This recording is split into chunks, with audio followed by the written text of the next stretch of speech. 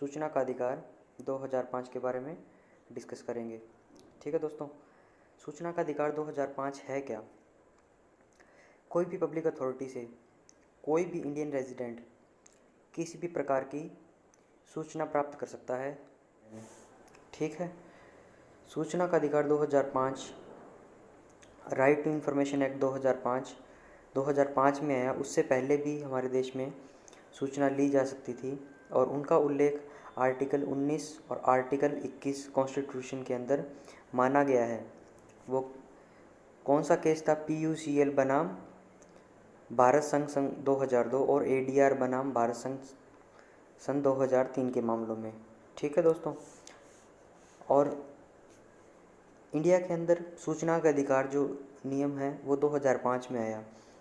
इससे पहले दुनिया के बहुत सारे देशों में, जैसे स्वीडन है, स्वीडन में 1766 के अंदर विश्व का पहला देश बना था जहाँ पे नागरिकों को सूचना का अधिकार दिया गया था। ठीक है, और इंडिया की अपने बात करें तो इसके अंदर गोवा पहला राज्य है जहाँ नागरिकों को कानून बनाकर सूचना का अधिकार उपलब्ध करवाया गया। और तमिलनाडु और महाराष्ट्र में भी इसी वर्ष इस कानून के बारे में ये कानून दिया गया।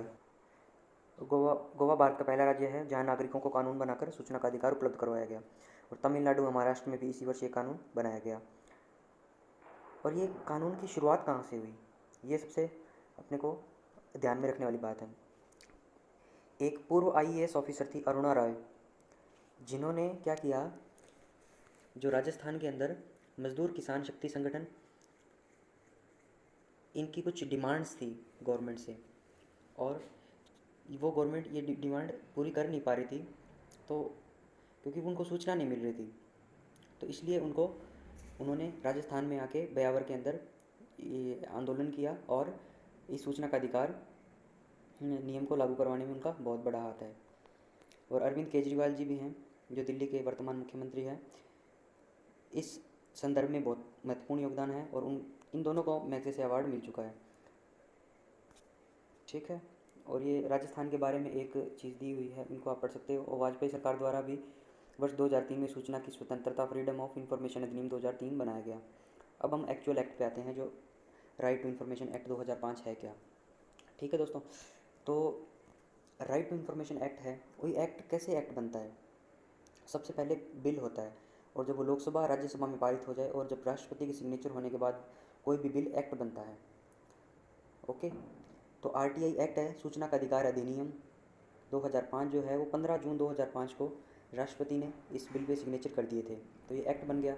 लेकिन इस एक्ट के लागू होने के 120 दिन बाद यानी 12 अक्टूबर 2005 को ये पूर्ण रूप से लागू हुआ। मतलब 12 अक्टूबर, इतना टाइम कैसे लगे? 120 दिन का क्यों लगे? क्योंकि इसको स्टेट्स में लागू करना था, तो सभी पब्लिक इंस्टीट्यूशंस जो हैं वो सारे रेडी रहे हैं अपने डॉक्यूमेंट निकाल के, इसलिए उनको 120 दिन का टाइम दिया गया।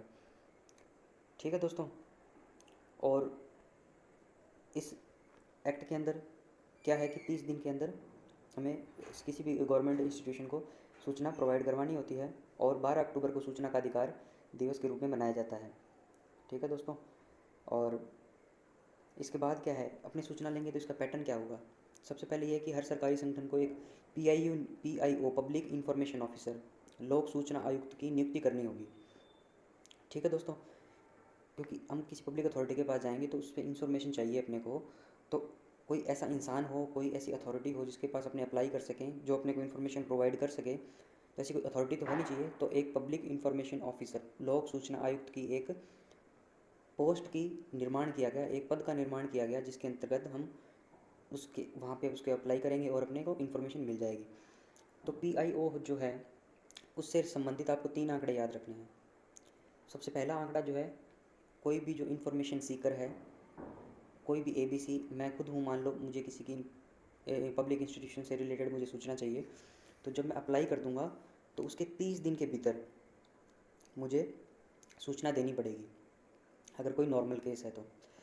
दूसरा डेटा आपको क्या याद रखना है, अगर किसी थर्ड पार्टी से रिलेटेड मुझे सूचना चाहिए, तो जैसे मैंने किसी पब्लिक इंस्टीट्यूशन से सूचना मांगी, तो वहाँ पे वो फर्स्ट पार्टी मैं हो गया, सेकंड पार्टी वो पब्लिक इंस्टीट्यूशन हो गया, और थर्ड पार्टी उस इंस्टीट्यूशन में काम करने वाला कोई इंसान हो गया। तो अगर मुझे उसके बारे में सूचना चाहिए तो मुझे 10 दिन एक्स्ट्रा मिलेंगे, उस पीआईओ को 10 दिन एक्स्ट्रा मिलेंगे वो सूचना प्रोवाइड करने के लिए। तो टोटल 40 दिन का टाइम उसको मिलेगा कि वो मुझे सूचना प्रोवाइड कर दे। तीसरा जो है, अगर किसी व्यक्ति के जीवन से जुड़ी हुई हो बात, जैसे कोई एक्स व्यक्ति किसी पब्लिक इंस्टीट्यूशन के अंदर वो अप्लाई करता है, और अगर उसको कोई ऐसी क्रिटिकल डिजीज़ है तो, और उसकी मौत होने वाली 4-5 दिन में, तो उसके लिए पब्लिक इंफॉर्मेशन ऑफिसर को 48 घंटे के अंदर सूचना प्रोवाइड करवानी पड़ेगी। ठीक है, एक ये डेटा आपको याद रखना है। ये 3 क्वेश्चन आपके आ सकते हैं कोई भी एग्जाम में। और प्रोवाइड करवानी है सूचना तो उसके लिए कुछ फॉर्म भरना पड़ेगा। तो उसके एप्लीकेशन शुल्क के बारे में क्या दिया हुआ है कि जो बीपीएल परिवार जो हैं, बिलो पॉवर्टी लाइन, गरीबी रेखा से नीचे जो जीवन यापन करते हैं लोग, उनके लिए एप्लीकेशन शुल्क कितना है? 0 रुपये। कोई उनको शुल्क नहीं देना है। और अगर कोई बीपीएल नहीं है, कोई नॉर्मल जो बीपीएल से अबव पॉवर्टी लाइन बोलते हैं, तो उसके लिए 10 रुपये शुल्क इसमें उनको देना पड़ेगा। ठीक है दोस्तों, नेक्स्ट चलते हैं अपने। और अब एक एमसीक्यू यहाँ पे बहुत अच्छा एमसीक्यू बनता है कि आरटीआई एक्ट है, आपको 3 ऑप्शन दे देगा कि मौलिक अधिकार है, संवैधानिक अधिकार है, विधिक अधिकार, इनमें से कौन सा सही है ये बताइए आप। तो दोस्तों ये मौलिक अधिकार नहीं है, क्योंकि इसका संविधान के अंदर जितने मौलिक अधिकार दिए हुए हैं उसके फंडामेंटल राइट्स जो हैं अपने, उसके अंदर इसका उल्लेख नहीं है, इसलिए मौलिक अधिकार नहीं है। संवैधानिक अधिकार, अरे संविधान में इसकी चर्चा ही नहीं है, संविधान में इसके लिए कोई बात ही नहीं लिखी हुई, तो ये संवैधानिक अधिकार भी नहीं हुआ। विधिक अधिकार, हाँ ये हो सकता है, लीगल राइट्स, हमारा लीगल राइट है। विधि ने कानून बनाकर ये हमें सुविधा दी है कि हमें किसी भी पब्लिक इंस्टीट्यूशन से हम इंफॉर्मेशन ले सकते हैं, तो ये विधिक अधिकार है, हमारा लीगल राइट है। ठीक है दोस्तों, आगे चलता है। आप पूछोगे कि सर पब्लिक अथॉरिटी जो है वो कौन है, वो किसके अंदर आती है। आप जब कॉन्स्टिट्यूशन का पार्ट 2 पढ़ोगे, पार्ट 1 से 5, 1 से 4, 5 से 12, 5 से 12 जो है भाग 2 है, उसके अंदर जो आर्टिकल 12 है उसके अंदर जो स्टेट शब्द है, राज्य शब्द है, वो परिभाषित किया गया है। तो वे सभी संस्थाएं इस अधिनियम के अंतर्गत आती है जो राज्य शब्द परिभाषित करती है। मैंने आपको बताई थी कि प्रत्येक संगठन में लोक सूचना अधिकारी पीआईओ होता है, सूचना हेतु आवेदन इसी पीआईओ को करना होता है। इसी को करेंगे, सिंपल सी बात है, एक पोस्ट क्रिएट कर दी। और ये भी बात कर ली बीपीएल के लिए कोई आवेदन शुल्क नहीं है, जब कहने के लिए 10 रुपये प्रति आवेदन है। और आवेदन करने पर 30 दिन के भीतर आपको सूचना देनी होती है। और थर्ड पार्टी के लिए है तो इसमें 10 दिन अतिरिक्त दिए जाएंगे। और जीवन से जुड़ी हुई अगर किसी से है तो सूचना तो 48 घंटे में आपको उपलब्ध करवाई जाएगी।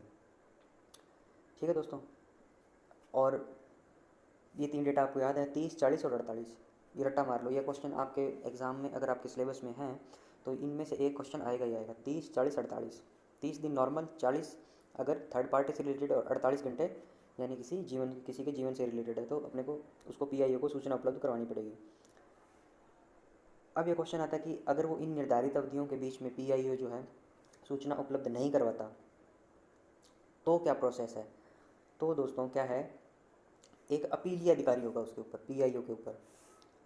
ठीक है, जैसे ये चार्ट देखो आप, उसके ऊपर होगा पीआईओ, पीआईओ के ऊपर होगा एपेलेट अथॉरिटी जिसको बोलते हैं, अपीलीय अधिकारी जिसको बोलते हैं। पीआईओ अगर आपको इन्फॉर्मेशन नहीं देता है या गलत देता है या आप उसको असंतुष्ट हो, देखो 3 ही केस हो सकते हैं, या तो पीआईओ आपको सूचना दे देगा,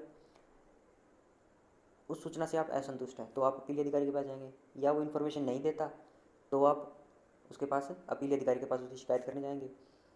ठीक है, हाँ देखिए आगे देखिए, जैसे पीआईओ के पास गए आप, उसने सूचना नहीं दी या आप उससे संतुष्ट नहीं है तो आप अपीलीय अधिकारी के पास गए, एपेलेट अथॉरिटी जिसको बोलते हैं। तो अगर एपेलेट अथॉरिटी भी आपको इन्फॉर्मेशन नहीं देता है तो आप इधर एसआईसी के पास जा सकते हैं और सीआईसी के पास जा सकते हैं। अब बोलोगे सर ये क्या होते हैं एसआईसी और सीआईसी। दोस्तों एसआईसी का मतलब है स्टेट इंफॉर्मेशन कमिश्नर, राज्य सूचना आयुक्त। दूसरा है चीफ सेंटर इंफॉर्मेशन कमिश्नर, केंद्रीय सूचना आयुक्त। अब आप बोल सकते हो कि सर ये दोनों क्या होते हैं। देखो दोस्तों, एओ के पास आप गए, अपीलीय अधिकारी के पास आपने सूचना प्राप्त करने के लिए एप्लीकेशन दायर करी, उसको एप्लीकेशन दी, तो उसकी सूचना से भी आप असंतुष्ट हैं जो उसने डेटा दिया है आपको, या फिर उसने आपको सूचना नहीं दी तो आप उसकी शिकायत कहाँ करोगे। आप दोनों में से किसी में भी कर सकते हैं, एसआईसी और सीआईसी में से। ये नहीं है कि आप एसआईसी के पास जाओगे और उसके ऊपर सीआईसी है, ये दोनों पैरेलल हैं दोनों पद। आप SIC के पास और CIC के पास, दोनों में से किसी के पास भी जा सकते हैं। अब ये कैसे डिसाइड होगा कि किसके पास जाओगे आप? तो उसके लिए SIC के पास जाओगे तो जब आपके जो आप इन्फॉर्मेशन ले रहे हो, अगर वो सब्जेक्ट जो है वो राज्य सूची से संबंधित है, ओके, तो आप SIC के पास जाओगे। अगर वो केंद्रीय सूची से संबंधित है या संघ सूची से संबंधित है, सेंट्रल शेड्यूल से संबंधित है, तो आप CIC के पास जाओगे। और समवर्ती सूची से संबंधित है तो आप दोनों में से किसी के पास भी जा सकते हो, ठीक है, और सारे नियम वही रहेंगे, ओके। अब आगे चलते हैं। वही बात मैंने रिटर्न में लिखी हुई है कि अपील अधिकारी के निर्णय के विरुद्ध राज्य सूचना आयोग अथवा केंद्रीय सूचना आयोग में अपील की जा सकती है, ठीक है दोस्तों। और यही आप आगे फिर रीड कर सकते हो। SIC और CIC दोनों अलग अलग संस्थाएं हैं। SIC की शिकायत CIC में नहीं कर सकते हैं, ये बात ध्यान रखिए, आपके क्वेश्चन में आ सकती है एग्जाम में, ठीक है। और ये चीज़ें फिर रिटर्न में बता दी मैंने कि वे SIC में शिकायत करोगे जब राज्य सूची का हो, CIC में जब संघ सूची का हो, इधर SIC और CIC जब विषय समवर्ती सूची का हो, ठीक है दोस्तों। अब केंद्रीय सूचना आयोग CIC के बारे में अपने चर्चा करेंगे कि क्या है। शुरू में जैसे दोस्तों मैंने आपको बताया था कि RTI एक्ट पूर्ण रूप से 12 अक्टूबर 2005 को इसकी स्थापना हुई। इसको याद कर लो अच्छे से, ये क्वेश्चन आएगा ही आएगा एग्जाम में। अगर आपके हैं 5 सवाल आने वाले हैं तो उसमें से एक क्वेश्चन ये जरूर आएगा। 12 अक्टूबर 2005 को इसकी स्थापना हुई। इसके अंदर क्या है, टोटल 11 मेंबर हो सकते हैं, 1+10, 11 मेंबर हो सकते हैं। एक होगा मुख्य सूचना आयुक्त, उसके अलावा 10 अन्य सूचना आयुक्त होंगे, ठीक है दोस्तों। अब पूछोगे कि सर योग्यता क्या है? ऐसे तो कोई भी जाके आवेदन करके कल को मैं कह दूँगा मुझे सूचना आयुक्त बनना है, मुख्य सूचना आयुक्त बनना है, ऐसा नहीं है। योग्यता में क्या लिखा हुआ है उसमें नियम में, ये कह लिखा है कि ऐसा व्यक्ति जो विधि, प्रशासन, एडमिनिस्ट्रेशन, समाज सेवा, विज्ञान, जनसंचार के विशेषज्ञ व्यक्ति इसके लिए चुने जाते हैं, ठीक है। और नियुक्ति क्या होती है? कॉलेजियम की सिफारिश पर राष्ट्रपति द्वारा इसकी नियुक्ति होती है। कॉलेजियम क्या होता है? कॉलेजियम दोस्तों एक कमेटी होती है, ठीक है, जिसके द्वारा इनको चुना जाता है। तो कॉलेजियम के अंदर क्या होगा, 3 मेंबर होंगे। CIC को नियुक्त करना है तो 3 मेंबर होंगे। प्रधानमंत्री इसका अध्यक्ष होता है, लोकसभा में विपक्ष के नेता तथा कोई भी एक कैबिनेट मंत्री इसके सदस्य होते हैं, ठीक है। इसको चार्ट के द्वारा समझ सकते हो आप। ये देखिए कि कॉलेजियम के अंदर, कॉलेजियम जो है CIC को नियुक्त करने के लिए PM इसका अध्यक्ष हो गया, और PM के द्वारा कैबिनेट मंत्री बनते हैं। लोकसभा में आपको पढ़ाऊंगा मैं, संविधान पढ़ेंगे जो पार्ट 5 में, तो उसके अंदर है जो कोई भी मंत्री परिषद का एक कैबिनेट मंत्री, ओके। और विपक्ष में जो लोकसभा में विपक्ष का जो महत्वपूर्ण नेता है, ठीक है। वर्तमान की बात करें तो नरेंद्र मोदी साहब हो गए, कोई भी एक कैबिनेट मंत्री हो गया। कोई भी कैबिनेट मंत्री मान लो, जैसे नितिन गडकरी साहब को मान लो, सड़क परिवहन मंत्री है, कैबिनेट मंत्री है।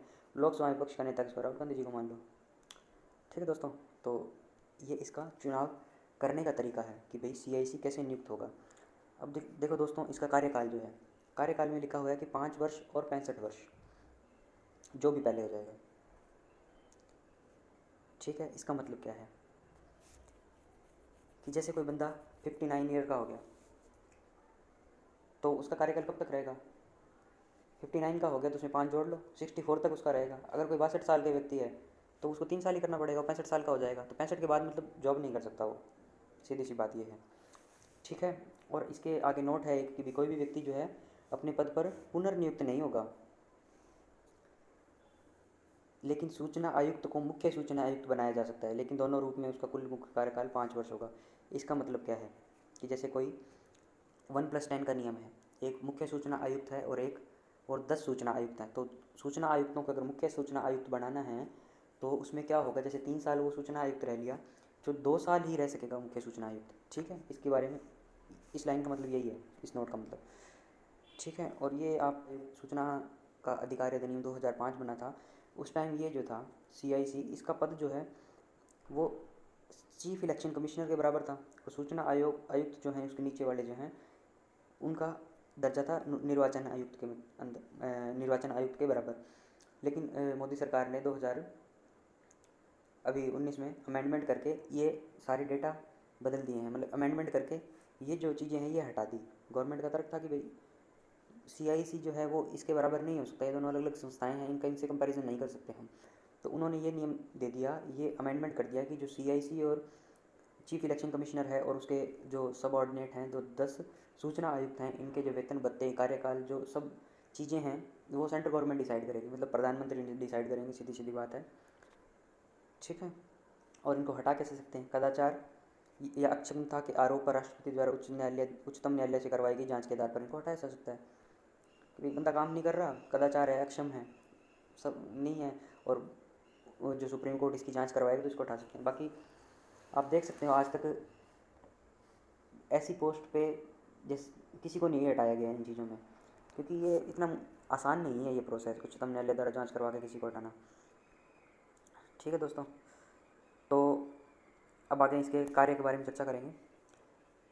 जो अपीलीय अधिकारी के निर्णय के विरुद्ध अपील सुनना, ये चीज़ मैंने ऊपर बता दी। पीआईओ के पास जाओगे, पीआईओ से संतुष्ट नहीं है तो अपीलीय अधिकारी के पास जाओ, अपीलीय अधिकारी के पास भी संतुष्ट नहीं है आप सूचना से तो आप SICI CIC के बारे में CIC के पास जाओगे। तो ये CIC का टॉपिक पढ़ रहे हैं अपने, तो CIC के पास अपीलीय अधिकारी के विरुद्ध अपील सुनने का अधिकार है। सूचना उपलब्ध करवाने का आदेश दे सकता है पीआईओ और अपीलीय अधिकारी को। और पीआईओ जो दोषी लोक सूचना अधिकारी है, अगर आप उनसे इन्फॉर्मेशन मांगते हो पीआईओ से, वो आपको गलत दे देता है या वो डिनाई कर देता है या जो भी XYZ रीज़न हो, तो उस पर जुर्माना लगा सकता है। ये जुर्माना कैसे? 250 रुपये प्रतिदिन के हिसाब से 25,000 रुपये तक मैक्सिमम जुर्माना लगा सकता है। और सूचना के अधिकार का प्रचार प्रसार करना, सिंपल सी चीज़ है कि हाँ, अपने जो एड्स आते रहते हैं दूरदर्शन पे चलते रहते हैं, तो वो उसका सूचना के अधिकार का प्रचार प्रसार करने के लिए SIC और CIC होते हैं मेनली, उनके द्वारा ये चीज़ें करवाई जाती है। और अपना वार्षिक प्रतिवेदन राष्ट्रपति को देना, एनुअल रिपोर्ट जो है कि भाई कितने ग्रीवेंसेस आए, XYZ जो भी चीज़ें हैं। ठीक है दोस्तों, आज का लेक्चर यहीं समाप्त करते हैं और नेक्स्ट आपको मैं इससे आगे पढ़ाऊँगा, इसके कुछ MCQ करवाऊँगा जो आपके एग्ज़ाम के लिए इंपॉर्टेंट हो सकते हैं। तो चैनल को सब्सक्राइब करें SS एग्ज़ाम को और शेयर करें वीडियो को ज़्यादा से ज़्यादा। Thank you.